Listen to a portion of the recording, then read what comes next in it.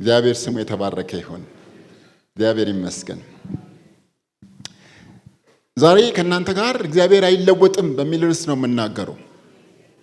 ጌታ አይለወጥም። በተቻለኝ መጠን ግን ጧት ትንሽ ሰዓት ወስደናል። ሰዓት ሳንወስድ ለማድረግ እንሞክራለን። ምክንያቱም ትልቅ ቁም ነገር ነው የምናወራው። እግዚአብሔር ምን አይልም? አይለወጥም። ጌታ ምን አይልም? አይለወጥም። ይሄን እናወዳድረው የምንችለው ከሰው ልጅ ተለዋዋጭነት፣ የሰው ልጅ በማንነቱ ወላዋይ፣ ቃሉን በአንድ ወይም በሌላ መንገድ የሚያጥፍ አቅም ከማጣት ወይም ሆን ብሎ የሚቀይር ባሰበበት የማይውል የማይገኝ እንዳለው የማይሆን በማንነቱ በፍጥረቱም ራሱ ከቁመና አንስቶ ከማንነት ተለዋዋጭ ማንነትን የያዘ ነው የሰው ልጅ። ስለዚህ ተወላጢነት ወይም ደግሞ አይለወጤነት ለሰው ልጅ አይሰራም። የሰው ልጅን በተመለከተ ተለዋዋጭነትን ዋነኛ ማንነቱ አድርገን ልናንሳ እንችላለን። መጽሐፍ ቅዱስ አይለወጥም የሚለው እግዚአብሔርን ብቻ ነው። አይለወጥም። የእግዚአብሔር አይለወጥነትን አንዳንድ የሥነ መለኮት አዋቂዎች ሲያነሱት የሚሉት እግዚአብሔር በሐለወቱ፣ በተስፋው፣ በእቅዱ፣ በፍቅሩ ምን አይልም? አይለወጥም። እና ተለዋዋጭነትን በተመለከተ እግዚአብሔር ብቻ ነው የዚህ ነገር ብቸኛ ባለቤት። ይሄ ደግሞ ለኛ ተስፋ ይሆነናል። እግዚአብሔር ተወላጢ ቢሆን ወይም ተለዋዋጭ ቢሆን ኖሮ የመጀመሪያው ተጠቂዎች የምንሆነው ያመንነው ሰዎች ነበር። ሌሎቹ ከናካቴውም ስለማያምኑት የመጀመሪያ ቪክቲማይዝድ ነው፣ የመጀመሪያ ችግር ውስጥ ወዳቂዎቹ እኛ ነበርን። ይሄ የፍቅር አምላክ ከዕለታት በአንድ ቀን እኩይ ባህሪ ይዞ ቢመጣ ተጠቂዎቹ እኛ እንሆን ነበር። ይሄ ፍቅር አምላክ ከዕለታት በአንዱ ቀን መጥቶ ከእንግዲህ በኋላ እኔ ስራችሁን እፈልጋለሁ፣ የሆነ ጉዳይ ከእናንተ ጋር አለኝ፣ ስለዚህ በዚህ ጉዳይ ነው እኔ ጋር የምታልፉት ቢለን ኖሮ የሚያበቃልን የመጀመሪያዎቹ ሰዎች እኛ እንሆን ነበር። እና መስመሩ ያለው በሚለዋወጠውና በየአውራ ጎዳናው ላይ በሚቀየረው የሰው ልጅ መካከልና በቃሉ ሊጸና የማይችለው አቅሙም የሌለው ማንነቱም የሌለው የሰው ልጅና እግዚአብሔር መሳ ለመሳ ቢቀመጡ እኛ የቆምነው በእግዚአብሔር አይለወጤነት እንደሆነ ብቻ እንድናስብ ለማድረግ ነው ይህን ትምህርት ይዤ የመጣሁት። ጌታ ዛሬ ለእናንተ የሚናገር ነው። እግዚአብሔር ምን አይልም? አይለወጥም። ስለዚህ ጥቅሱን ከሚልኪያስ መጽሐፍ፣ ከብሉይ ኪዳን የመጨረሻ መጽሐፍ ሚልኪያስ መጨረሻ መጽሐፍ ላይ እናንበበው። እንደዚህ ይላል። ምዕራፍ 3 ቁጥር 6 እኔ እግዚአብሔር አልለወጥም፣ እናንተ የያዕቆብ ልጆች ሆይ ስለዚህ የጠፋችሁ አይደላችሁም። ማለት አትጠፉም። የማትጠፉበት ምክንያት እኔ ባለመለወጤ ምክንያት ነው፣ በእናንተ ምክንያት አይደለም። ስለዚህ እግዚአብሔር አይለወጤነቱን ለማሳየት ወይም ደግሞ አይለወጤነቱን ለመንገር የደፈረው ጠፋው፣ አበቃልኝ፣ አለቀልኝ ለሚል ማህበር ነው። በኃጢአቱ አይኑን ጨፍኖ ለሚነጉድና አልሰማም ለሚችለው ማህበረሰብ ሳይሆን ጠፋው ለሚለው አመጹንና ኃጢአቱን ለሚያውቀው ሕዝብ የሰራዊት ጌታ እግዚአብሔር እንዲህ ይላል፣ አልለወጥም። እሱን ነው የምናነሳው። ስለዚህ በዚህ መጽሐፍ ውስጥ የምናነሳቸው የተወሰኑ ነገሮች አሉ። የመጀመሪያ የምናነሳው ነገር እንግዲህ ዓላማውን መግቢያውን ሰጥቻለሁ። የመጀመሪያ የምናነሳው ነገር ይሄ አልለወጥም እግዚአብሔር ያለው ሕዝብ ይሄንን እግዚአብሔር አይለወጤነቱን በሚነግርበት ጊዜ ይሄ ማህበረሰብ ምን አይነት ሁኔታ ውስጥ ነበረ የሚለው ነው። የመጀመሪያ የምናነሳው ምን አይነት ሁኔታ ውስጥ ነበረ። ሁለተኛ ለዚህ ላይለወጠው ማህበረሰብ እግዚአብሔር የሰጠው ምላሽስ ምን ይመስላል? ምርመራ ነው የምናደርገበት። ሶስተኛ ይሄ የእግዚአብሔር አይለወጤነት አሁን ላለነው እዚህ ላለነው ማህበሮች ምን ትርጉም አለው? ምን አይነት ምላሽ እግዚአብሔር ከኛ ይጠብቃል የሚለውን እንድናነሳ ነው። እነዚህን 3 ነገሮች በደርዝ ለማስቀመጥ እሞክራለሁ። ስለዚህ የኋላ ታሪኮቹን ትንሽ ላንሳ፣ ምክንያቱም ይሄ የስብከት ቦታ ነው። ስነ መለኮት ትምህርት ቤት ስላይደለ ምንድነው ይሄ ታሪክ? የት ቦታ የነበረ ታሪክ ነው? ይሄ ታሪክ ከምርኮ በአንድ ወቅት ላይ ተመልሰው ከባቢሎን ተመንቢርኮ ተመልሰው በማደሪያቸው በምድራቸው መኖር የጀመሩ ሰዎች ታሪክ እንደሆነ ይነገራል። እንግዲህ ይሄ ትንቢት በአንድ የታሪክ ዘመን እንደመነገሩ ታሪኩ ምናልባት የነህምያ ዘመን ታሪክ እንደሆነ ይነገራል። ነገር ግን ይዘቱ ደግሞ ትንቢት ስለሆነ ከትንቢት መጽሐፍት ጋር ተቀምጧል። እንደነገርኳችሁ ትንቢቱ በአንድ የታሪክ ዘመን የተነገረው የት ጋር? እነ ነህምያ ሰፈር። አንዳንድ ነገሮችን ስትመረምሩ ታገኙታላችሁ። በተለይ ከጋብቻ ጋር የተያዙ ታሪኮችን በኋላ እንመረምራለን። ነገር ግን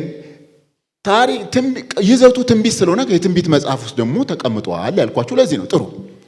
ስለዚህ ይሄ መጽሐፍ ታሪኩ የዛ ሰፈር የነ ነህምያ አካባቢ ታሪክ ነው። ጥሩ፣ ስናነሳ እናየዋለን። እሺ እንዲያስ ከሆነ ለመሆኑ ይሄ የሠራዊት ጌታ እግዚአብሔር መጥቶ እኔ እግዚአብሔር አልለወጥም፣ ስለዚህ እናንተ ያዕቆብ ልጆች የጠፋችሁ አይደላችሁም ሲላቸው እነዚህ ሰዎች በምን አይነት ሁኔታ ውስጥ ነበሩ? ለምንድን ነው እንደ የተባሉት የሚለው መመርመር አለብን። ስንመረምር ሶስት ነገር እናገኛለን። በፍጥነት ሶስቱ ነገሮች ልናገር። የመጀመሪያ የሠራዊት ጌታ እግዚአብሔር ለዚህ ሕዝብ እንዲህ በሚልበት ጊዜ ከምርኮ ከተመለሱ በኋላ እነዚህ ሰዎች በሌላ ገዢ ስር ነበሩ።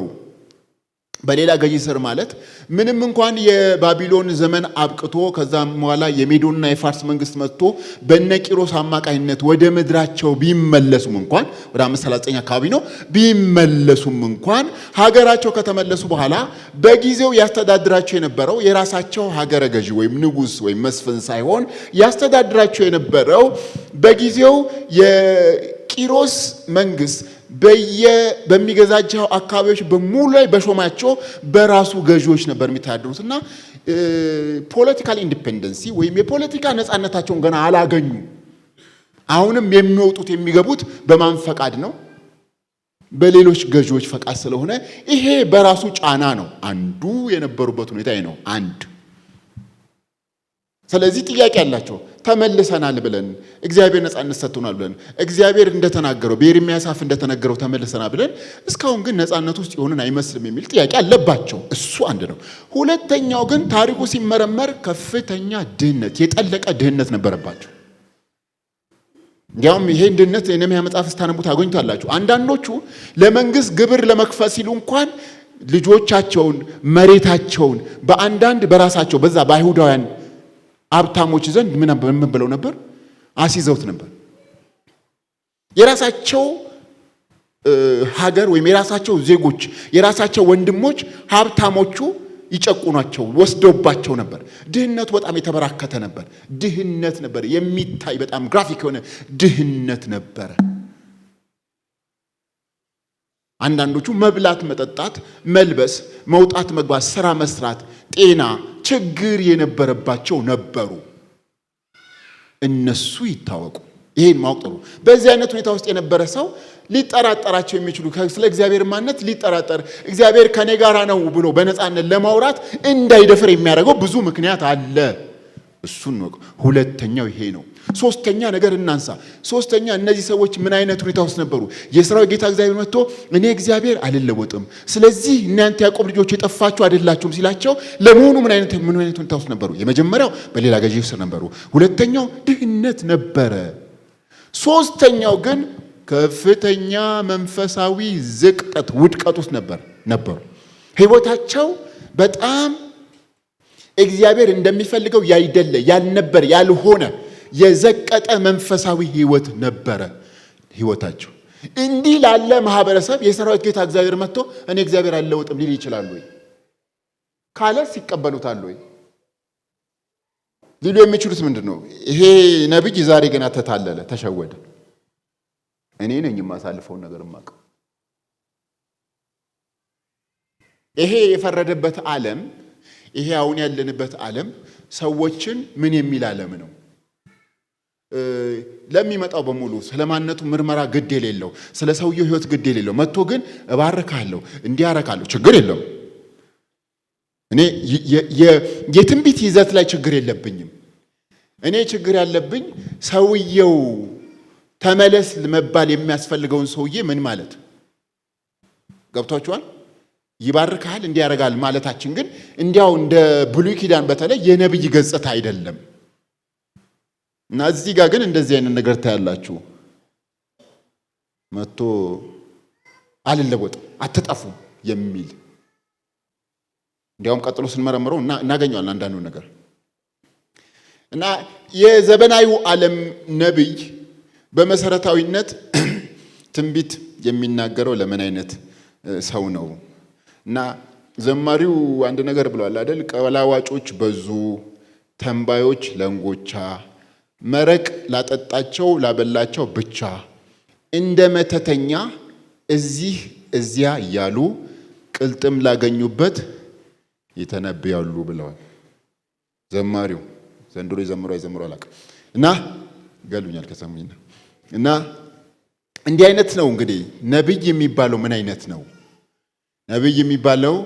የእግዚአብሔርን ፈቃድ ይዞ የሚሄድ ህዝብን የሚመራ የሚያስተምር፣ በአገር አቀፍም በዓለም አቀፍም ደረጃ ሰዎችን የሚያስጠነቅቅ፣ እንደ እግዚአብሔር ፈቃድ እንዲኖሩ የእግዚአብሔርን ፈቃድ እንዲያውቁ ወደፊት ሊከሰቱ የሚችሉ ነገሮችን የሚናገር የሚያስጠነቅቅ፣ ህዝብን ምን የሚል ጋይድ የሚያደርግ ሲሆን ነው። አሁን እዚህ ጋር ያለው ነብይ ግን ያልተለመደ ነገር ነው። እግዚአብሔር አልለወጥም አጠፉም ይላችኋል። ምን አይነት ነገር ውስጥ ላሉ? መንፈሳዊ ውድቀት ውስጥ፣ እጅግ ሊነገርለት የሚገባ መንፈሳዊ ውድቀት ውስጥ ያለ ማህበረሰብ ተስፋ ሲሰጥ ያላችሁ። እሺ እግዚአብሔር እንደዚህ አይነት ውድቀት ውስጥ ላለ ማህበረሰብ ተስፋ ይሰጥም? ይሰጣል። ይኸው መጽሐፍ ይናገራል። የሚሰጥበት መስመር ግን አንድ ነው። ቀጥሉ፣ ኃጢአታችሁን እንደፈለጋችሁ ሁኑ፣ አበርቱ ለማለት አይደለም። ውድቀታቸውን ላወቁ ወየው ጠፋን ለሚሉት እግዚአብሔር ተስፋ አለው። እሱን ነው የሚሰጠው። ጥሩ። ስለዚህ እነዚህ ሶስት ሁኔታዎች ውስጥ እንደነበሩ ማወቅ በዋነኝነት ይጠቅማል። ይሄ ትውልድ ምን አይነት ሁኔታ ውስጥ ነበረ? እግዚአብሔር የሥራው ጌታ እግዚአብሔር መጥቶ እኔ እግዚአብሔር አልለወጥም፣ ስለዚህ እናንተ ያዕቆብ ቤቶቹ የጠፋችሁ አይደላችሁም ሲላቸው ሶስት ነገሮች፣ ሌላ ገዢ ስር ነበሩ፣ ድህነት ነበረባቸው፣ መንፈሳዊ ውድቀት ውስጥ ነበሩ። አሁን በተከታታይ የምናነሳው ቀጣይ የምናነሳው ነገር ስለ መንፈሳዊ ውድቀታቸው ነው የምናነሳው። በዚህ ሁኔታ ውስጥ ላሉ ሰዎች የሠራዊት ጌታ እግዚአብሔር አልለወጥም ብሏል። ለመሆኑ ምን ያህል ጥልቅ ነበረ መንፈሳዊ ውድቀታቸው የሚለውን እንመርምር። የሠራዊት ጌታ እግዚአብሔር መጥቶ እኔ እግዚአብሔር አልለወጥም፣ ስለዚህ እናንተ ያዕቆብ ልጆቹ የጠፋችሁ አይደላችሁም ሲላቸው ምን አይነት መንፈሳዊ ውድቀት ነበሩ? ቁጥር 1 የመጀመሪያው ያ ትውልድ እንዲህ አይነት ንግግር የተነገረው እንዲህ አይነት ተስፋ የተሰጠው ያ ትውልድ የእግዚአብሔርን ፍቅር የሚጠራጠር ትውልድ ነበረ።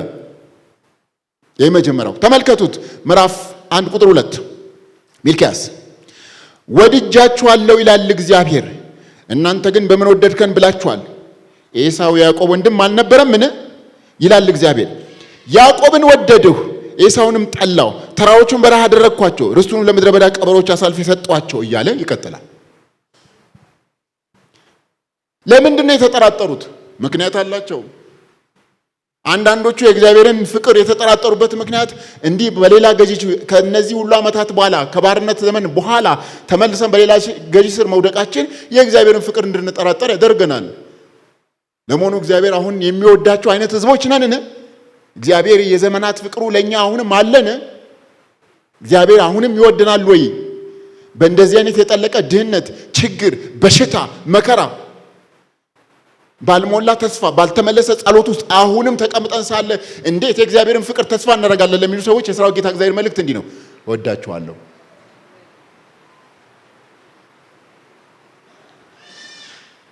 አንዳንዶቻችን የእግዚአብሔርን ፍቅር የምንለካው በምንፈልግበት ቀን ተንደርድሮ ሲመጣ ነው አይደል? የለም እንደዚህ ላይሆን ይችላል። ለዚህ እኮ ነው በዮሐንስ ምዕራፍ 11 ነው እንደዚህ አይነት መልእክት አለ። የማርታና የማርያም ታሪክ አለ አይደለም? ምንድን ነው የሆነው?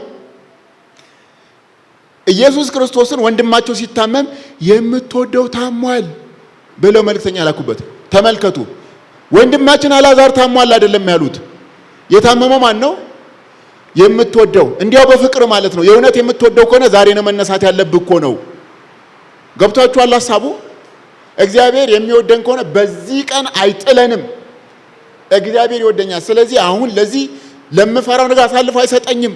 እግዚአብሔር ከዚህ ሁኔታ ውስጥ ለመውጣት ተንደርድሮ ይመጣል በምትሉበት ቀን ላይከሰት ቢችልም እንኳን እግዚአብሔር ወዳችኋል ያላቸው በአሁን ባላችሁበት ሁኔታ ይሁን እግዚአብሔር እናንተን መተውን መጥላቱን አያረጋግጥም። የእግዚአብሔር ፍቅር ጽኑ ነው። ምክንያቱም እግዚአብሔር በፍቅሩ አይለወጥም። የተተዋችሁ የተጠላችሁ ቢመስል እንኳን ነገር ከእጅ እያመለጠ ቢመስል እንኳን እግዚአብሔር ምን ይላችኋል? ይወዳችኋል። አሁንም እግዚአብሔር አለ ከጎናችሁ እያለ ነው። ስለዚህ እነዚህ ሰዎች የምትወደው ታሟል ሲሉት እንክትክት ብሎ ይመጣል ሲል ጸሐፊያችን ሳርካስቲካል የሆነ ነገር ነው የሚያስቀምጠው። በጣም ሽሙጥ ይመስላል። እንደ ታመመን በሰማ ጊዜ እንክትክት ብሎ መጣ፣ ሮጦ መጣ የሚል ስንጠብቅ ምን ይላል? በነበረበት ስፍራ 2 ቀን ቆየ ይላል። እቺ ናትና ፍቅር አትሉ? ከዛስ ሞተና ተቀበረ። ከ4ኛው ቀን በኋላ መጣ እና እቺ ሴት ምን እንዳለች ታውቃላችሁ? ጌታ ሆይ አንተ ኖረህ ቢሆን ኖሮ ወንድሜ ምን ባላለም ባልሞተም ነበር፣ ወንድምሽ ይነሳል አላት። እና ያላትን ዕውቀት ነው እቺ ሴትዮ። እቺ ሴት በጣም በሚያስገርም ሁኔታ ስለ ኢየሱስ ክርስቶስ ያላት ዕውቀት ከፍ ያለ ነው። ምን አይነት ነው ዕውቀቷ? አንተ ኖረ ቢሆን ኖሮ በሽታ ምንም አይነት ስም ይኑረው። አሁን እናንተ የምትፈሯቸው የማይታከሙ የሚባሉ በሽታዎች አሉ፣ በጣም ስም ያላቸው በፍጹም ለመዳን ተስፋ የማይሰጥባቸው ህመሞችም ሊሆኑ ይችላሉ። በሽታው ምንም ይሁን እያለች ነው። አንተ ግን በኖረ ቢሆን ኖሮ ይዳን። ስለዚህ ኢየሱስ ክርስቶስ በበሽታ ሁሉ ላይ ስልጣን እንዳለው ታውቃለች ማለት ነው። ኢየሱስ ክርስቶስ በሞት ላይ ስልጣን እንዳለው እንድታገን መግደል ነበረበት፣ እስኪሞት መጠበቅ ነበረበት። የተወደዳችሁ ነገር ሲሞትም እግዚአብሔር ይወዳችኋል። የምትፈሩት ነገር ሲጋፈጣችሁና የተሸነፋችሁ ሲመስልም እግዚአብሔር ፍቅሩ የማይለወጥ ነው። እነዚህ ሰዎች በእንደዚህ አይነት ሁኔታ ውስጥ ሆነው እንዴት እግዚአብሔርን ፍቅር እሺ ብለው ሊተማመኑ ይችላሉ? ወድጃችኋለሁ ይላል የሠራዊት ጌታ ሲላቸው፣ በምን ወደድከን? የት አለ የሚያሳየው ነገር መውደድን አሉት። የነበሩበት ሁኔታ ነግሬያቸዋል። ሌሎች ደግሞ አሉ በጠለቀ ኃጢአትና መንፈሳዊ ውድቀት ውስጥ ሆነው የእግዚአብሔር ፍቅር አይገባንም የሚሉ ጠፍተናል የሚሉ ቅድም እዛ ጋር እንደጻፈው እነሱም አሉ። ለነሱ ነው የመልእክት ወድጃችኋለሁ የሠራዊት ጌታ እግዚአብሔር ሲላቸው እኛን አሉ። እንዴት ወደድከን ሲሉት መልሱ አጭር ነው። እኔ እግዚአብሔር ምን አልለወጥም። ማወቅ የምትፈልጉ ከሆነ ኤሳው ያዕቆብ ወንድም አልነበረም እንዴ አለ። እኔ ያኔ ያዕቆብን ስወድ ኤሳውን ስጠላ ምክንያቱም ታውቁታላችሁ አለ። እኔ ፍቅር ስለሆንኩ ነው የወደድኳችሁ።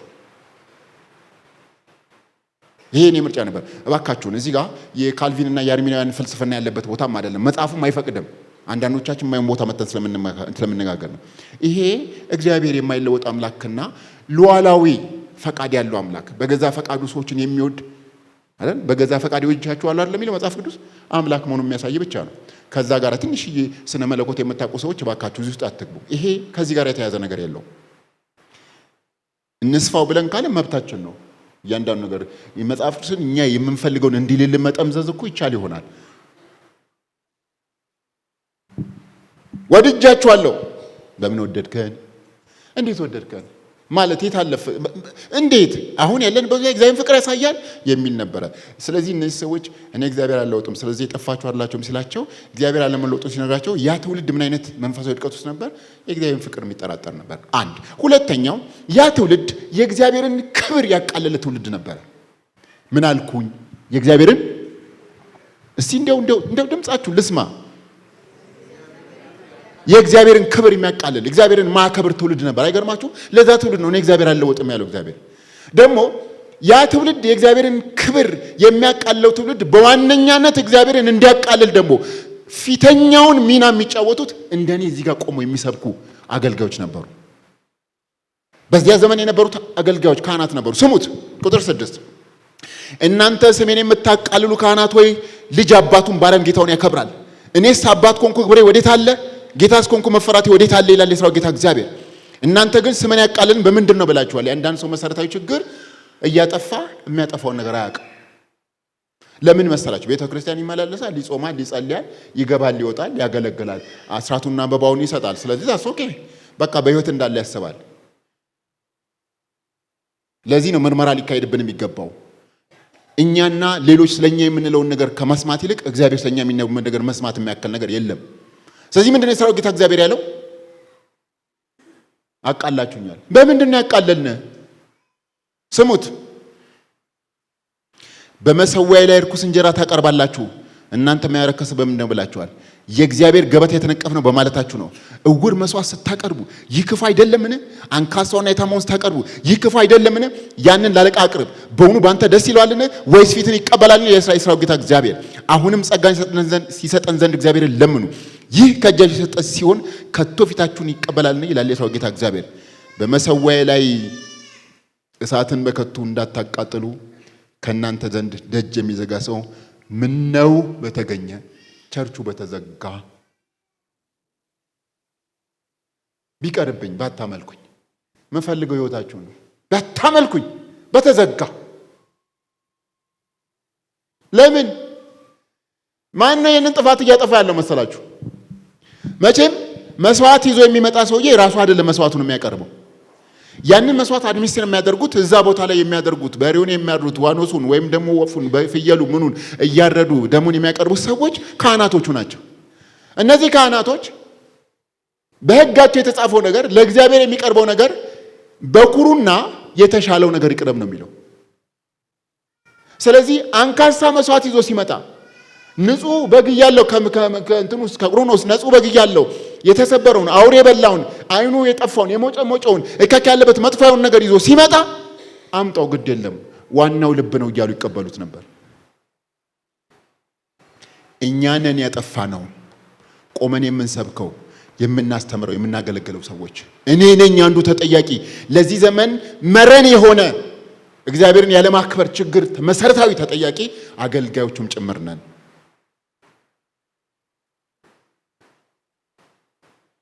ምክንያቱም ክብራችንን እንፈልገዋለን። ምክንያቱም ተወደን መቀጠል እንፈልጋለን።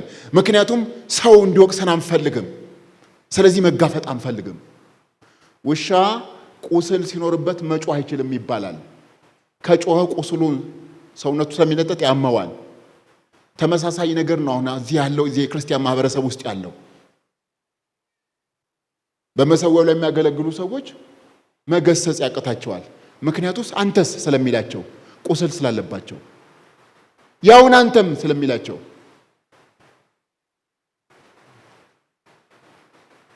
ስለዚህ ለእግዚአብሔር በመሰዊያው ላይ ለመዋረዱና ለመቃለሉ ምክንያቶቹ አገልጋዮቹ ናቸው።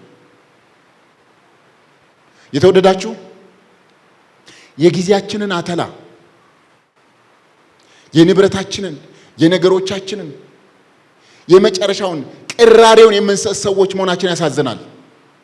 እግዚአብሔር የሚገባው በኩሩ እግዚአብሔር የሚገባው የተሻለው ነው።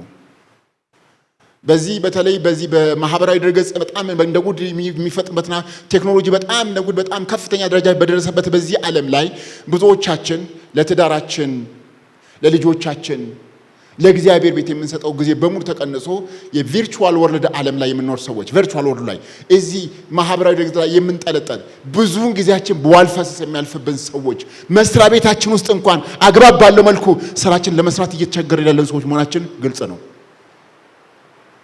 የተወደዳችሁ እግዚአብሔር የግንኙነት አምላክ ነው። በእያንዳንዱ ደቂቃ ፊታችንን ይፈልጋል። በእያንዳንዱ ደቂቃ ከጊዜያችን ላይ መስዋዕት ይፈልጋል። ከንብረታችን ላይ መስዋዕት ይፈልጋል። የኛ ከሆነው ነገር ላይ መስዋዕት ንጹህና የተሻለው መስዋዕት ይፈልጋል። እርሱ የሰራን ስለሆነን በዋነኛነት እርሱ የሚገባው የመጀመሪያው ነገር ነው። ክብሩን አቃለዋል። ሶስተኛውን ነገር ስሙት። ሶስተኛው ነገር ይሄ ትውልድ እኔ እግዚአብሔር አልለወጥም፣ ስለዚህ እናንተ ያዕቆብ ቤቶች የጠፋችሁ አይደላችሁም ብሎ ሲነግራቸው ምን አይነት መንፈሳዊ ውድቀቱ እንደነበሩ ስሙ። ሶስተኛው ነገር ኪዳን ያፈርሱ ነበር። ኪዳን አፍራሽ ትውልድ ነበር። አንድ ብቻ አይደለም፣ 2-3 ኪዳኖችን አፍርሰዋል። ቀጣዩ ምዕራፍ ብታዩት ቀጣዩ ምዕራፍ 3 ወይም 2 ብታዩት እነዚህ ሰዎች አንደኛ የአንድ አምላክነት ኪዳን አፍርሰዋል። ሁለተኛ የአገልጋይነት ኪዳን አፍርሰዋል። ሶስተኛ የጋብቻ ኪዳን ያፍርሰዋል። ለዚህ ትውልድ ነው የሰራዊት ጌታ እግዚአብሔር በዚህ ደረጃ መሬት ላይ ለወደቀ አቧራ ላይ ለተኛ ትውልድ ለዚህ ትውልድ ነው የሰራዊት ጌታ እግዚአብሔር እኔ እግዚአብሔር አልለወጥም ያለው። የጠፋ ትውልድ ነው። ዛሬ እንዲህ ባለው መልክኛ ብንመረመር ብዙ ነገር ሊገኝብን ይችላል፣ እኔን ጨምሮ።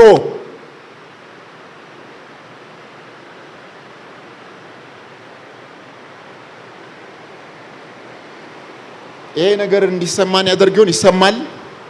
እኔም ማውራው ይሰማል። አሁን የምፈልገው ከኋላ እጃችሁ እንድታነሱ ይሰማል። ቆይ እጃችሁን ስታነሱ ይሰማል ማለት አድርጌ ነው የምተረጉመው። ይሰማል? እሺ ልቀጥል። ጌታ ይመስገን።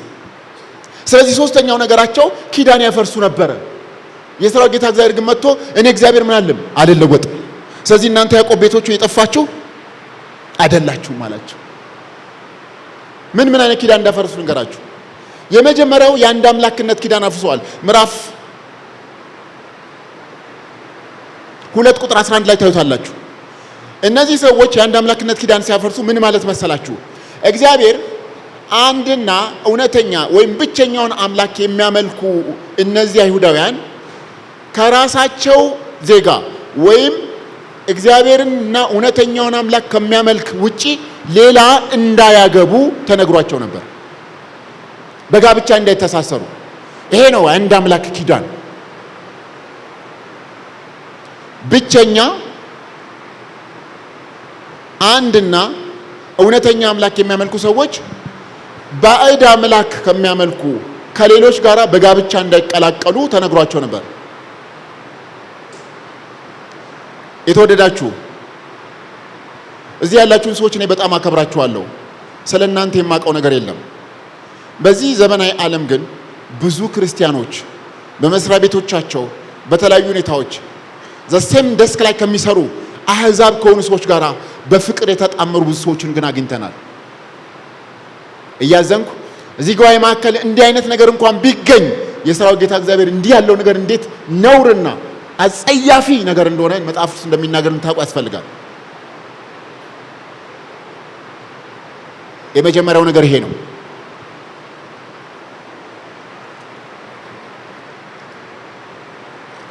እንዲህ ይላል ቁጥር 10 ለሁላችን አንድ አባት ያለን አይደለምን?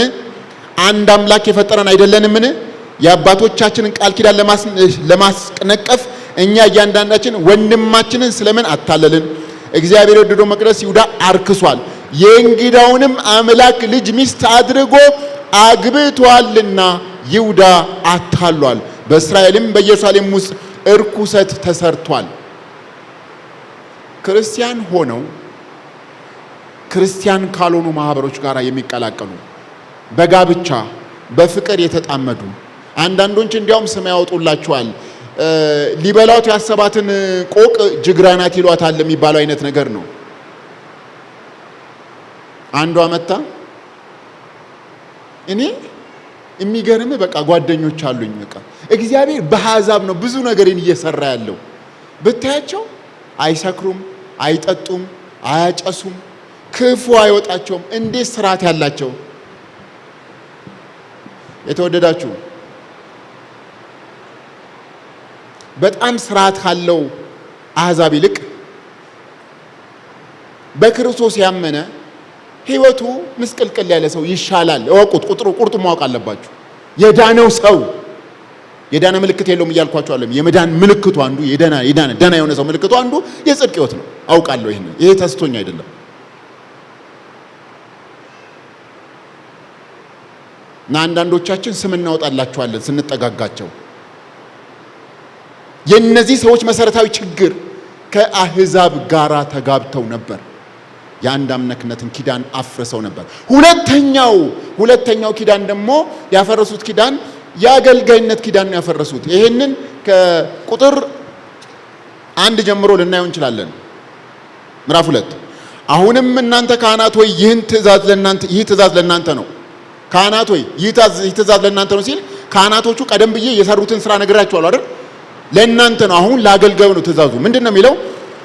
ለስሜ ክብር ትሰጡ ዘንድ ባትሰሙ በልባችሁም ባታደርጉት ይላል የሥራው ጌታ እግዚአብሔር፣ እርግማንን እሰድባችኋለሁ፣ በረከታችሁንም እረግማታለሁ።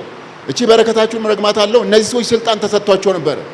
የእስራኤል ሕዝብ በሚመርቁበት ጊዜ እጆቻቸውን አንስተው በሚባርኩበት ጊዜ እግዚአብሔር ያንን በረከት በትውልድ ውስጥ ሊያጸና እግዚአብሔር የበረከት ቃል የሰጣቸው ነበረ።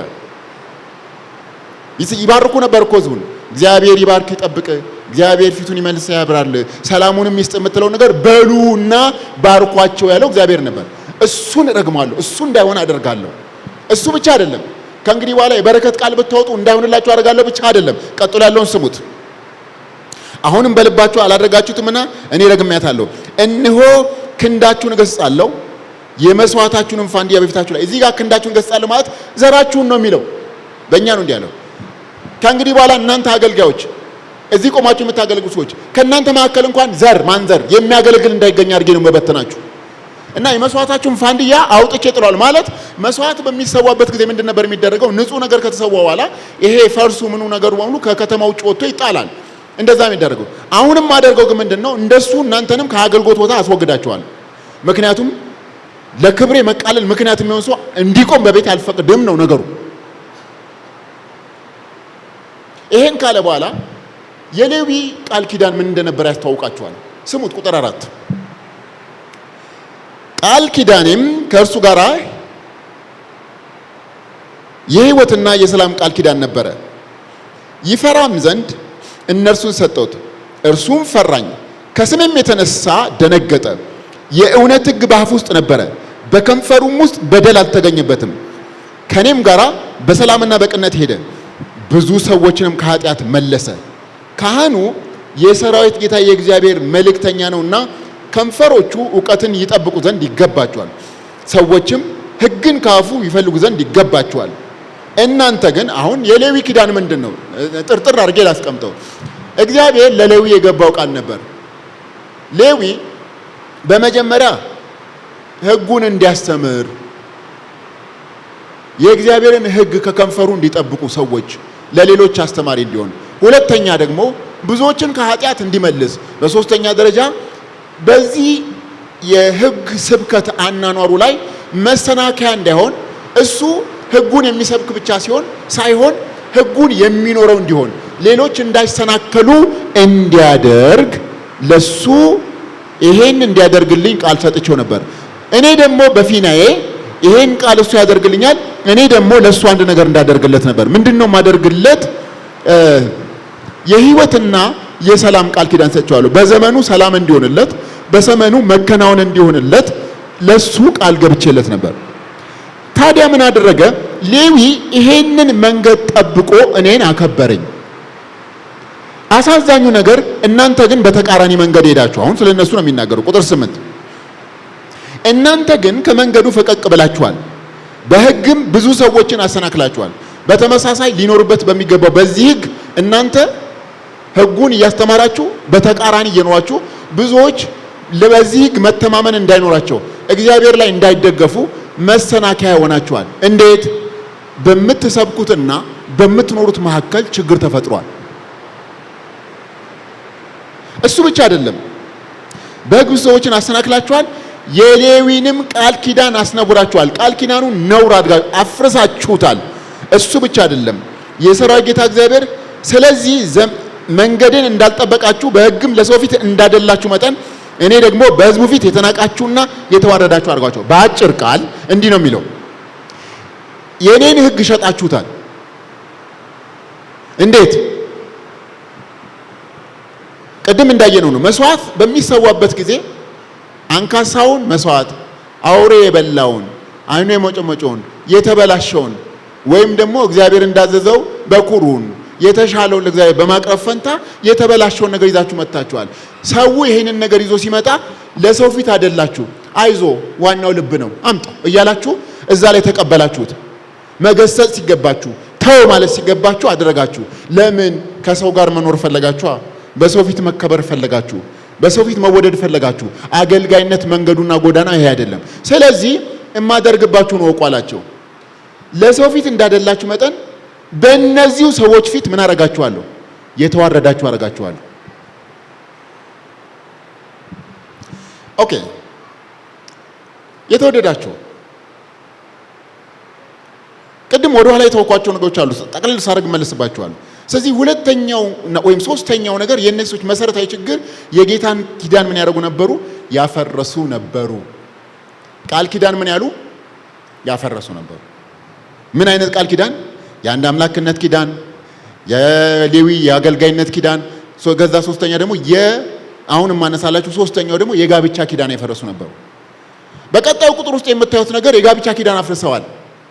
ምን አይነት ነው ያፈረሱት? እነዚህ ሰዎች አሕዛብ ሄደው ማግባታቸው ወይም ደግሞ የመድበለ አማልክት የሚያመልኩትን ወይም ደግሞ ከእውነተኛው አምላክና ከብቸኛውና ከአንድ ብቸኛ አምላክ ውጪ ሌላ አምላክ ማምለካቸው ብቻ አይደለም መሰረታዊ ችግሩ እንደዚህ በሚያደርጉበት ጊዜ ሌሎችን ሄደው በሚያገቡበት ጊዜ ሚስት እያላቸው ነው ሌላ ያገቡት። ምንድነው መጽሐፍ የሚለው?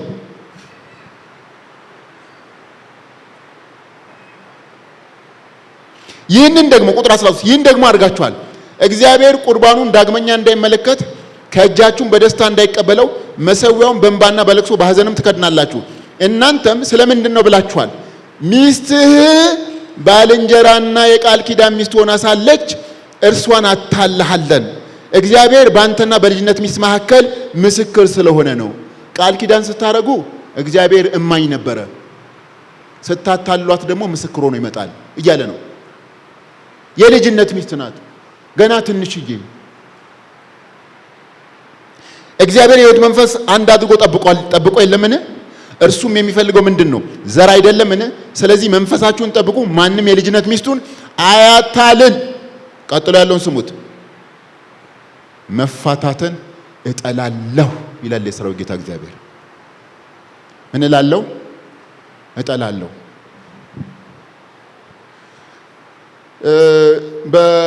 በምዕራባውያኑና በውጪ በአሜሪካውያኑ ዓለም ላይ መፋታት ብዙም እንደ ትልቅ ቁም ነገር ላይቆጠር ይችል ይሆናል።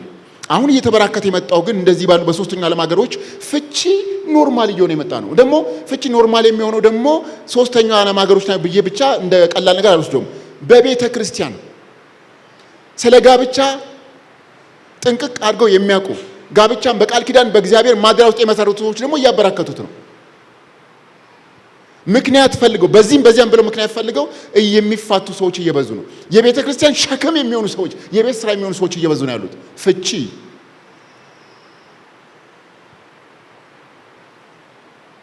ሁላችሁም ስሙ። ፍቺን በመጀመሪያ የተቃወመው ራሱ እግዚአብሔር እንደሆነ ወቁ። የዚህ መሰረታዊ ነገር ደግሞ ምንድነው? በአብዛኛው ወንዶቹ ምን ያደርጉ ነበረ? በዚያን ጊዜ ሚስቶቻቸውን ያታልሉ ነበር። የልጅነት ሚስታቸውን አገር ሰላም ብላ ለልጆቿና ለቤቷ የምትደክመውና የምትታትረውን ሚስት እነሱ ሌላ ሰው ደርበውባታል ነው እኮ እያልኳችሁ ያለሁት። እግዚአብሔር ይህንን ነገር አይቶ ተመለከተ፣ ተቆጣ እና ምንድነው የሚለው መሰላችሁ? መሠዊያችሁን በእንባና በለቅሶ ትከድናላችሁ። አሁን ሲታይ የሚመስለው ምንድነው? ሚስቶቻቸውን እዛ ፈተው የሆነ ነገር አድርገው መተው እነሱ መሠዊያው ላይ እግዚአብሔር ጸሎታቸውን እንዲሰማ ምን እንዲል እያሉ የሚያለቅሱ ነገር ይመስላል። ትርጉሙ እሱን ይመስላል። በአብዛኛው ግን የሚተረጎመው ምንድነው? እነሱ በሚያለቅሱበት ጊዜ እግዚአብሔር የሚሰማው ወይም ደግሞ የሚያየው እንባ ቤት ውስጥ የሚለቀሰውን የሚስቶቻቸውን እንባ ነው። እነዚህ ሚስቶች መተው ለቤተ ክርስቲያን ፓስተር አልተናገሩም። መተው ለቤተ ክርስቲያን አገልጋይ አልተናገሩም። መተው ለቤተ ክርስቲያን ወንጌል አልተናገሩም። መተው ህብረት ለሚመራቸው መጽሐፍ ስለሚያስጠናቸው አልተናገሩም። ነገር ግን የሥራው ጌታ እግዚአብሔር ቤት ውስጥ ያሉ ለቅሶችን ይሰማል፣ የብዙዎችን ለቅሶ። ምክንያቱም እግዚአብሔር ፍቺን ይጠላል። ምክንያቱም እግዚአብሔር ጋብቻ ውስጥ የሚደረግ ማንኛውንም አመጽ ይጠላል። የተወደዳችሁ ወደኛ ምን መጣ ነው የሚሻለው? እኛ እንዴት ነን በእነዚህ ነገር? እሱም ማሰብ ይኖርብናል። ወንድ ነኝ፣ ወንዶችን ልናገር፣ ፍቀዱልኝ፣ አክብራችሁ። በልጅነታችን እንደ ማንኛውም ሰው ተፈጥረው ብዙ ድል የነበራቸውን እህቶቻችንን ተቀብለናቸው አንዴ በጽሁፍ አንዴ በደብዳቤ አንዴ በቃል ስናጣድፋቸው የኔ ቆንጆ ካንቺ በቀር ሌላ የለኝም፣ ህይወቴ ያላንቺ ባዶ ነው፣ እንትነኝ እኔ በቃ እኔ ሰው አይደለም ያላንቺ ስንላቸው የነበሩና አምነውን ያገቡን ቤተ ክርስቲያንንና እኛን አምነው ክርስትና እንዲህ ነው ብለው እውነት ነው ወደኛ ተስፋ አድርገው ያገቡን ሰዎች አሁን እወድሻለሁ ለማለት የሚተናነቀን ስንቶች ነን? ሴትዮዋ አፍ ያለው ያግባሽ ጤፍ ያለው ሲሏት አፍ ያለው ያግባኝ ብላለች። ማለት ብዙ ሰዎች ጤፍ ያለው ብንፈልግ ንብረት ያለው ሰው ብንፈልግም ሴቶች በአሁኑ ሰዓት ከሱ በላይ የሚፈልጉት ነገር አለ። እወድሻለሁ ሚላት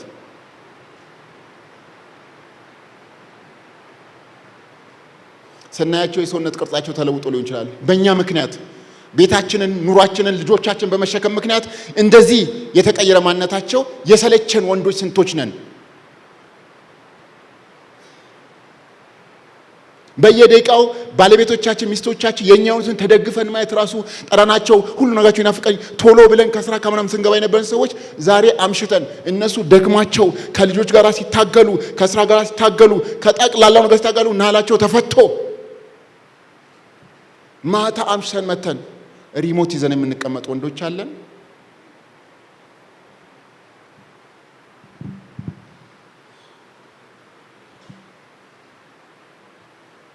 አልጋ የለየን በህግ አልተፋታንም እንጂ ከብዙ ነገር የተቀነስን ሰዎች ካለን አደራችሁን የግድ ኦፊሻሊ መፋታት አያስፈልጋችሁም። ይሄን እያደረግን ከሆነ የእግዚአብሔር ቃል ያስጠነቅቀናል።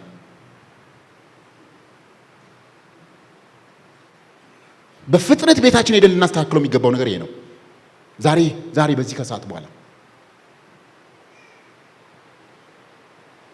የልጅና ሚስትን አታላል ነው የሚለው። ቸላ የተባሉ ሴቶች ከልጆች ጋር ከጧቱ ሌሊት ጀምሮ የሚታገሉ ሚስት ስራ አላት ያሬ የላትም። ምንድነው?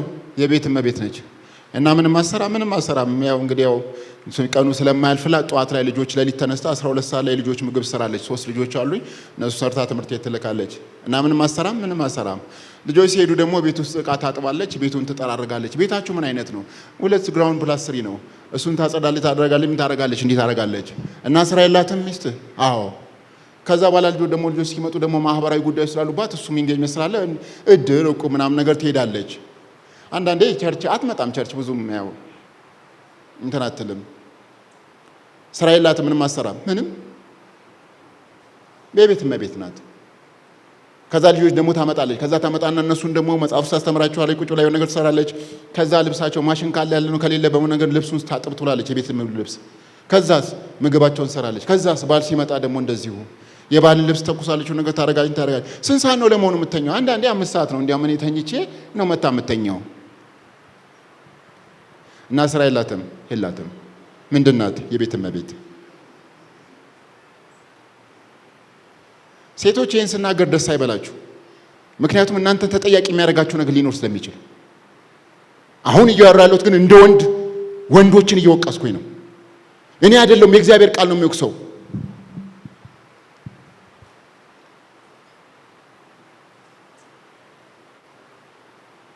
የእግዚአብሔር ቃል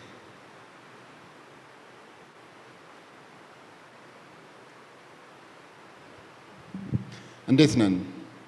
በልጅነት ያገባናቸው ለኛ የዓይናችን ብርሃን ያክል የምንወዳቸው የምንጠነቀቅላቸው ሚስቶቻችን እንዴት ይዘናቸዋል የሚለውን ብንጠይቅ መጽሐፍ ቅዱስ የሚደግፈን ይመስለኛል። ሴቶች ትወደዱ በነበረበት ጊዜ የነበራችሁን ለራሳችሁ የምታደርጉት ጥበቃ፣ እንክብካቤ፣ ሌሎች ጉዳዮችን ደግሞ እንደዚሁ ያስቀራችሁ ቸልተኞች ሆናችሁ ካላችሁ እናንተም በዚህ በኩል ራሳችሁ እንድትመረምሩ ለእናንተ ይህን ብቻ ሰጣለሁ፣ ጊዜው ስለማይፈቅድልኝ። ኪዳን ነው። ኪዳን ከሆነ እየወደድናቸው ልንቀጥል ይገባል።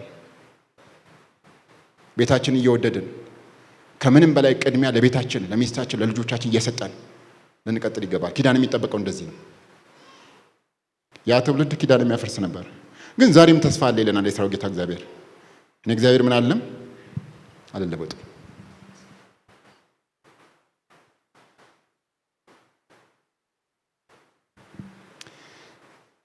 ቶሎ ለመጨረስ ሞክር። ያ ትውልድ እኔ እግዚአብሔር አልለወጥም ሲለው አንድ የእግዚአብሔርን ፍቅር እየተጠራጠረ የነበረው መንፈሳዊ ውድቀታቸው ረገድ ያለው ነው፣ ሌሎቹን ትቼ። 2 የእግዚአብሔርን ክብር እያቃለለ የነበረ ትውልድ ነው። 3 ኪዳን እያፈርስ የነበረ ትውልድ ነው። 4ኛ በአመጽ እየኖረ የእግዚአብሔርን ፍርድ የሚጠይቅ ትውልድ ነበር። ቁጥር 17 ምዕራፍ 2 እግዚአብሔርን በቃላችሁ አታክታችኋል፣ እናንተም የታከትነው በምንድን ነው ብላችኋል። ክፉን የሚያደርግ ሁሉ በእግዚአብሔር ዘንድ መልካም ነው፣ እርሱም በእነርሱ ደስ ይለዋል። ወይስ የፍርድ አምላክ ወዴት አለ? ለምንድን ነው እግዚአብሔር የማይፈርደው? እግዚአብሔር መፍረድ ተወ እንዴ? አቆመ እንዴ እግዚአብሔር እያሉ ነው። ድሮ እግዚአብሔር ለኃጢአተኛው ቅጣቱን ይሰጥ ነበረ። ተተወው ይሄ ነገር። ድሮ እግዚአብሔር ጸሎትን ይመልስ ነበር። ድሮ ለጽድቅ ኑሮውን እግዚአብሔር ዋጋ ሲከፍል እናይ ነበር። አሁን ቀረ ወይ? አሁን እየሆነ ያለው ምንድነው? ክፉን የሚያደርጉ ሰዎች ጸንተው ሲኖሩ እግዚአብሔር እያያቸው ሰላም እያቸው ወይም በእነሱ ደስ እያለው ይመስላል። ምክንያቱም ማንም ሲቀጣ አይታዩ።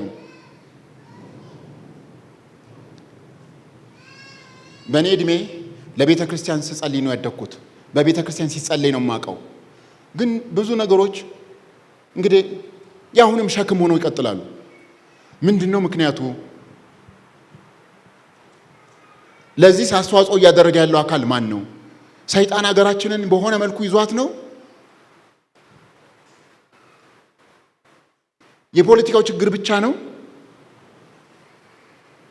በተለያየ ጊዜ የሚለዋወጡ መሪዎች የነሱ የአመራር ፍልስፍና ችግር ብቻ ነው ወይ? ስለዚህ ድርሻ እኛ ክርስቲያኖችም አለን። ይሄን ማስተንተን አልችልም፣ ግን ስለ ሰፈሪ መናገር እችላለሁ። ስለ ሰፈሪ ስል ስለ ቤተ ክርስቲያን፣ ስለ ክርስቲያን ማህበረሰብ መናገር እችላለሁ። አሁን ማህበራዊ አገልግሎት ውስጥ በከፍተኛ ደረጃ ሙሰኞች የሆኑት ክርስቲያኖች ናቸው። ይሄንን ደግሞ ዝም ብዬ አደባባይ ላይ ወጥቼ ደፍሬ የምናገረው ያለ ምክንያት አይደለም። በተደጋጋሚ የገጠመኝ ሰው ስለሆንኩ ነው። በወንድሞቼ በጎኔ ባሉ ሰዎች መካከል ጠዋት ላይ ምሳሌ ነግሬያቸዋለሁ። አንዱ የሆነ ንብረት ነበረው፣ ትልቅ ንብረትና ትልቅ በሚሊዮን ቤት የሚቆጠር ንብረት እና ያን ነገር ለማዘዋወር ወደ አንድ ቦታ ለማድረግ ስራ ለመጀመር የሆነ ነገር ብዙ ሲታትር 8 ዓመት ቆየበት ሳይፈረድለት። ከዛ አንድ ጊዜ ወደ አንድ የመሬት ጉዳይ ማህበራዊ አገልግሎት ያለ ቦታ ሲሄድ አንዲት ሴት አገኘችው። ወንድማችን እኔ እናንተ ቸርች ነበርኩ ያኔ የዛሬ 10 ዓመት ሽማግሌ ነበርክ ቤተ ክርስቲያን፣ ምን ገጥሞ ነው? እንዲህ እባክሽ እንዲህ። በጣም ቀላል ነገር ነው ነገር በጣም ቀላል ነው። እንዴት? ኧረ እባክሽ። አዎ ኧረ እንትን እንላለን፣ ፈጽሞ እንትን እንላለን። ምን ችግር እንዲህ እናደርገዋለን። እሺ ችግር አለ በቃ ኧረ እኔ ያለው እግዚአብሔር ይመስገን ምናምን፣ ግን ለዚህ 400 ሺህ ብር ትከፍለኛለህ አለችው። ክርስቲያን ናት። ሰማችሁኝ? እንዲህ ያለ ብዙ ልነግራችሁ እችላለሁ፣ ግን እኔ ከመናገሬ እናንተም ስለምታውቁ የምታረጉትን አላልኩም፣ የተደረገባችሁ ነው እያልኩ ያሉት። ብዙ እንዲህ ታሪክ አይዛችሁ። ይሄ ፖለቲካ አይደለም እሺ። ክርስቲያኖችን የተናገርኩ ያለሁት መንግስትም እንደዚህ አይነት ሰዎችን ይገስጻል።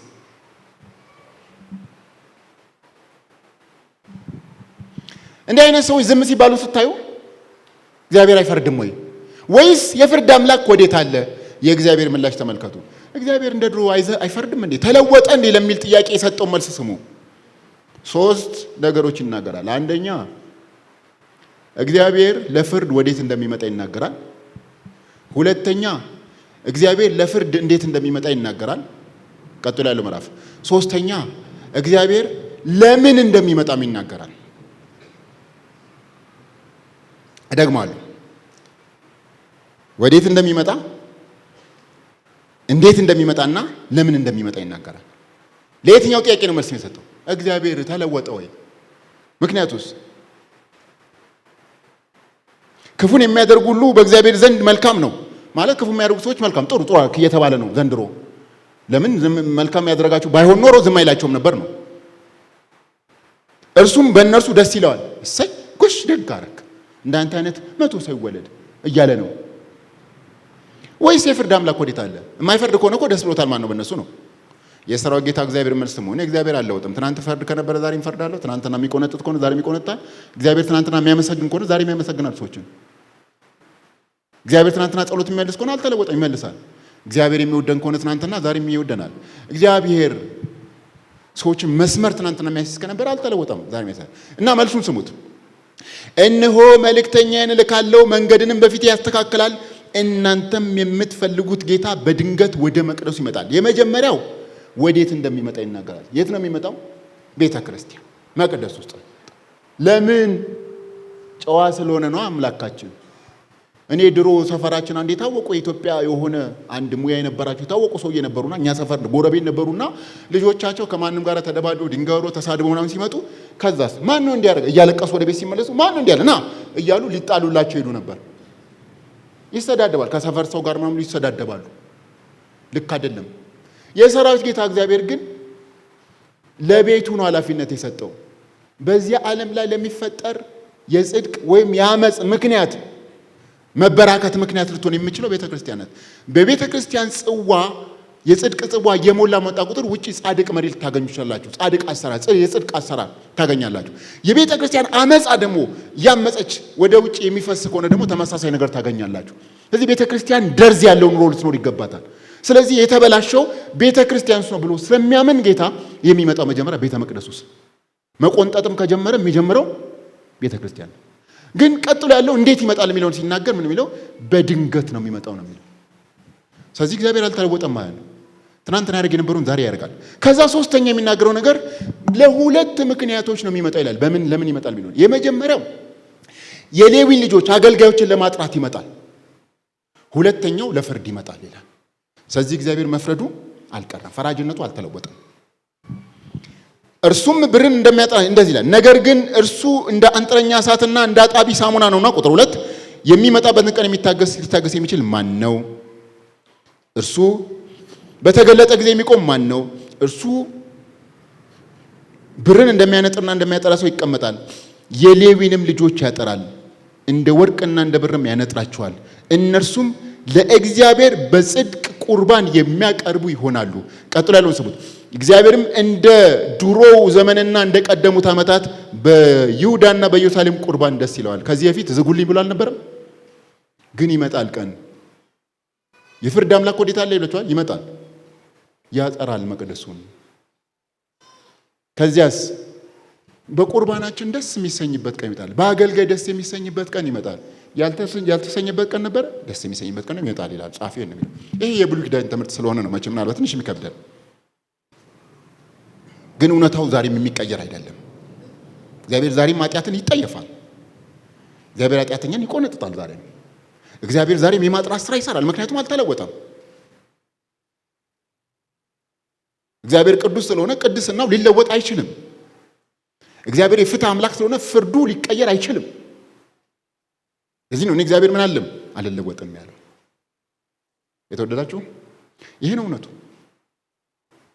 ከዛ ቀጥሎ የሚመጣበት ምክንያት ሲናገር ለፍርድ ቁጥር 5 ለፍርድ ወደ እናንተ ቀርባለሁ በመተተኞችና በመንዝሮች በሐሰትም በሚሉና የምንደኛውን ደሞዝ በሚከለክሉ መበለቱና ዳደጉን በሚያስጨንቁ የመጻተኛውን ፍርድ በሚያጣምሙ ላይ እኔንም በማይፈሩ ላይ ፈጣን ምስክር ሆነባቸዋለሁ። እግዚአብሔር ለፍርድ ይመጣል። ስለዚህ የተበላሸ ነገር ዛሬም ቤተክርስቲያን ውስጥ ለመፍረድ ለማጥራት ይመጣል እግዚአብሔር። ምክንያቱም አይለወጥም። 4 መንፈሳዊ ውድቀቶች ነበሩባቸው እስካሁን። የእግዚአብሔርን ፍቅር የሚጠራጠሩ፣ እግዚአብሔርን ክብር ያቃለሉ፣ ቃል ኪዳን የሚያፈርሱ፣ እንደዚሁም ደግሞ በአመጽ እየኖሩ ወይ ውረድ ወይ ፍረድ የሚሉ አይነት ሰዎች የነበሩበት ዓለም ነበር። አንዳንድ ጊዜ እኛ አመጻ እንሰራና እናደርጋለን፣ ግን ደግሞ ከኛ የባሰ የምናየው ነገር በጣም እንትን ሲሆን እኛ ንጹህ የሆንን ይመስላል። አንዳንዶቻችን ቅድስናችንን የምናነጻጽረው ቅዱስ ከሆነ ከእግዚአብሔር አንጻር የሚፈልገውን በማድረግ ሳይሆን ከሌሎች ኃጢአት አንጻር ነው። ስለዚህ ፍረድ እንዳለን የሰራዊት ጌታ እግዚአብሔር በሚመጣበት ጊዜ ግን ሲፈርድ ሁሉንም ነው የሚያጠራው። ያኔ ተዘጋጅታችኋል ወይ? እሱ እንደ አጣቢ ሳሙናን እንደ አንጥረኛ እሳት ነው። ምን ማለት ነው? አንጥረኞች ምንድን ነው የሚያደርጉት? በሚያንተም ቢሉ ሳይ እሱ ብርን እንደሚያነጥርና እንደሚያጠራ ሰው ይቀመጣል አይደል የሚለው መጽሐፉ። ብርን እንደሚያነጥርና እንደሚያጠራ ሰው በወናፍ እንደዚህ እንዲህ በፍየል ቆዳ የሚሰራ እንትን እንዲህ ውፍ ያደረገ እሳቱን ያገለውና ከዛ በኋላ በመቆንጠጫ ወይ በሆነች ሳህን ነገር አድርጎ ብሩን እዛ ውስጥ ያደርገዋል። አይኑን ከዛ ላይ አያነሳም። ኬሚካሎች ብዙ ነገሮች ጨምሩበታል። አያነሳም። ዝም ብሎ ያያል፣ ይጠብቃል። ይቀመጣል ስለሚል ይቀመጣል። ምክንያቱም ከዛ ካለፈ ከሚፈልገው ካለፈ ሊበላሽ የሚችል ነገር ስላለ። ከዛም በኋላ ግን የብር አንጣሪን ቆይ መጥራቱን በምንድን ነው የምታውቁት ሲል እየሳቀ አንድ ነገር ይነግራቸዋል። መልኬን ያሳየኛል። የሰራዊት ጌታ እግዚአብሔር በዚህ በማጥራት ሂደት ውስጥ ይቀመጣል ነው የሚለው። የሚቀመጥበት ምክንያት እሳቱ በሚመጣበት ጊዜ የሰራዊት ጌታ እግዚአብሔር የማጥፋት ሳይሆን የማጥራት ፕላን ስላለው አይኖቹን ከኛ ጋር ሳያነሳ ደግሞም ከእጆቹ ሳያይዝ ምን ሳይለቀን ነው የማጥራት ስራውን የሚሰራው። ምክንያቱም ከተወን መጥፋት በዚህ ስላለ እሱ የማይለወጥ አምላክ ነው። ስለዚህ ይሄን ያደርጋል። ይሄንን ያደርግና ከዛስ ፊቱን ያይበታል። ጌታችን ከኛ የማጥራት ስራ በሚሰራበት ጊዜ በዋነኛነት የልጁን መልክ በእኛ ውስጥ ማሳየት እስክንችል ድረስ ነው ስራውን የሚሰራው። ይሄ መታወቅ አለበት። ምክንያቱም አንድ ነገር ተጣርቷል ጠርቷል የሚባለው ይሄ ሲሆን ነው። ስለዚህ ያጠራል፣ ከዛ ደግሞ የሚቀጣው ይኖራል ይላል። ጥሩ። የመጨረሻዎቹ ሁለት ነገሮች በሁለት ደቂቃ ውስጥ ለማድረግ ልሞክር። የመጨረሻዎቹ ሁለት ነገሮች ምንድን ናቸው? አምስተኛው ቅድም አራት ነገር ልኳቸዋል። አምስተኛው ነገር እነዚህ ሰዎች ዘራፊዎች ነበሩ። ምን አልኩኝ? የእግዚአብሔርን ቤት ነገር የሚሰርቁ ነበሩ። ይሄን በምዕራፍ 3 ቁጥር 7 ላይ ከአባቶቻችሁ ዘመን ጀምሮ ከኔ ርቃችኋል፣ ወደ እኔ ተመለሱ ይላችኋል። ምን እየገባን እየወጣን እያገለገልን ለእግዚአብሔር ቤት የሚሆን እየሰጠን እየገባን ፕሮግራም እየመራን እያገለገልን እየዘመር እየመሰከርን ርቃችኋል ብሎ ነገር? አዎ። እንዴት ሆኖ? አንዳንድ ሰው አንዳንድ ጊዜ በምን እንደሚርቅ አይታወቅም። ለዚህ ነው እውነተኛው የመንፈስ ቅዱስ ምርመራ የሚያስፈልገን። ሁል ጊዜ ለዚህ ምርመራ ተጋላጭ መሆን ያለብን፣ በፊቱ መንበርከክ ያለብን፣ በቃሉ ፊት መሆን ያለብን። ለዚህ ነው ብዙ ያልጠራ ነገር ስላለን ነው። ምንድነው የተገኘብን ሲሉት እኔን ሰርቃችኋል አላቸው። እና በጣም በሚገርም ሁኔታ የሚለውን ስሙት። የምንመለሰው በምንድን ነው ብላችኋል? ተመለሱ ሲላቸው ሰው እግዚአብሔርን ይሰርቃልን አላቸው። ገርሞት ምን ማለቱ ነው? ሰው ከሰረቀ የሚሰርቀው ማንን ነው? ሰውን ነው። ለምን? መስረቅ ከእይታ ውጪ መሆንን ይጠይቃል። ሌባ ከሆናችሁ ሳያይ ነው። ዘራፊ ወይም ቀማኛ ከሆነ ምን ሊያደርጋችሁ? ፊት ለፊት አይቶ ሰብሮ ምን ሊሆን ይጋጫል። የሚሰርቅ ሰው ግን እናንተ በማታዩበት መንገድ ነው። እንደዚህ ከሆነ ታዲያ ሰው እንዴት እግዚአብሔርን ለመስረቅ ይሞክራል? እንዲህ ተደግፎ የሚያያችሁን አካል ለመስረቅ መሞከር ምን ይሉታል? የሚያይ ሁሉ ነገር በፊቱ ግልጥ የሆነን አምላክ ምን ማለት ሰርቋል። ገርሞት ነው ሰው እግዚአብሔርን ይሰርቃል እንዴ አላቸው። ምንድነው የሰረቅን ሲሉት በአስራትና በበኩራት ነው ያለው። ይሄ ለእናንተ ፊት ለፊት የሚያገለግል ነው። ደስታችሁ የቤተ ክርስቲያን የሆነውን ነገር በመስጠት እንደ አዲስ ኪዳን ደግሞ ያለፈና የበዛ ነገር በመስጠት ነው ደስታችሁ ፍጹም ይሆን። እግዚአብሔር ያዘዛቸው ነገሮች በማድረግ በዚህ ልጆቻችሁን ሳይቀር ይሄ ልታስተምሯቸው ይገባል። ሰጣችሁ ኪሳቸው ውስጥ አድርጋችሁላቸው ላኳቸው። የነገዋ ቤተ ክርስቲያን የምትሰጥ ትሆናለች። ከዚህ ያለፈ ነገርና ለእግዚአብሔር ላለመስጠት የሚደረጉ ጥሮች በሙሉ መጽሐፍ ቅዱስ በግልጥ መስረቅ ነው፣ ሌብነት ነው ስለሚል እኔም አብሬ ይሄንን እላለሁ። እርግጥ ነው አዲስ ኪዳን በደስታ እንድትሰጡ ነው የሚያዘው። አዲስ ኪዳን መስጠትን ያዛል። ነገር ግን መስጠት በደስታ እንዲሆን፣ በልባችሁ እንድትሰማችሁ እንዲሆን ማን ይስጥ የሚለውን ሲናገር ደግሞ አዲስ ኪዳን አማኝ የሆነ በሙሉ ይስጥ ይላል። እንዴ ያለውና የሌለው ስትሉት አይ ለሱማ የምን ሰዎች ናቸው እነዚህ እንዲያው ስማቸው ጠፋኝ። ምዕራፍ 8 ላይ ያሉት ሁለተኛ ቆሮንቶስ እነዚህ ሰዎች የድህነታቸው ጥልቀት የልግስናቸው ማለት ነው እንደ በኢኮኖሚክስ ከፍጹም ድህነት መስመር በታች ያሉ ናቸው፣ ግን የመስጠት አቅማቸው ከፍተኛ ነው። ምንድነው ያለው? በእግዚአብሔር ስራ ለመተባበር ለመኑን፣ እባክህ እንዲያው ስሞትልህ እባክህ እኛም እንግባበት አሉኝ። ድሆቹ በዛ የጠለቀ ድህነት ያለ ሰው ከሰጠ ምዕመን በሙሉ መስጠት ይጠበቅበታል ይላል መጽሐፍ ቅዱስ። የብሉይ ኪዳኑ ፊት ለፊት ነው የሚጋፈጠው። ይሄ ሌብነት ነው የሚለው። መስጠት ግን በአዲስ ኪዳን ደስታ ነው። የእግዚአብሔርን ትእዛዝ መፈጸም ነው። ካላችሁ ነገር በኩር የሆነውን የተሻለውን ነገር ለቤተ ክርስቲያን ስጡት ነው የሚለው መጽሐፍ ቅዱስ። እግዚአብሔር በዚህ ጉዳይ ላይ ግድ ኖሮት እየተናገረ ነው የምናየው። ያ ትውልድ መዝሙር ዘማሪ ብቻ ነበር፣ ምን አለኝና ምንን ልክፈል እያለ። አረ የምትሰጡት ነገር አላችሁ እግዚአብሔር ከሰጣችሁ ላይ። ይሄም ሆኖ ግን እግዚአብሔር ዝናብ ያዘንብላቸው ነበረ፣ ፀሐዩን ያውጣላቸው ነበረ፣ በጊዜው የሚያስፈልጋቸው ሰጣቸው፣ በልተው ያድሩ ነበረ። ለምን? እግዚአብሔር በሰጠኛ ላልሰጠኝም ማንንም በባዶ ስለማያሳድር እግዚአብሔር ቸርነቱን አድርጎላቸው ነበር። ምክንያቱም እግዚአብሔር ስለማይለወጥ ሰው ነው የሚለዋወጠው። አሁን ያለን ጤና፣ አሁን ያለን መውጣት መግባት፣ አሁን በሰላም መኖራችን ከሱ ከእግዚአብሔር ዘንድ ነው። መብላት መጠጣታችን፣ ጨጓራችን እሺ ማለቱ፣ መተንፈስ መቻላችን፣ እነዚህ በሙሉ በምድር ላይ በጣም ቫልዩ የሚደረጉ ነገሮች ናቸው። እነዚህ ነገሮች አንዳቸው ቢጎሉ ህይወታችን በጣም አስቸጋሪ ሁኔታ ውስጥ ይገባል።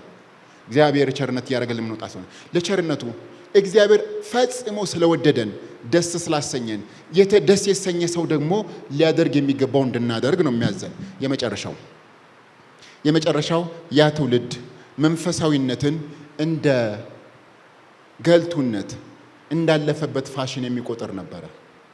እግዚአብሔርን እየታዘዙ መኖር፣ በጌታ ፊት እሱን እየጠበቁ መኖር፣ እሱን ደስ እያሰኙና እያመለኩ መኖርን እንደ ከንቱነት ይቆጥር ነበር።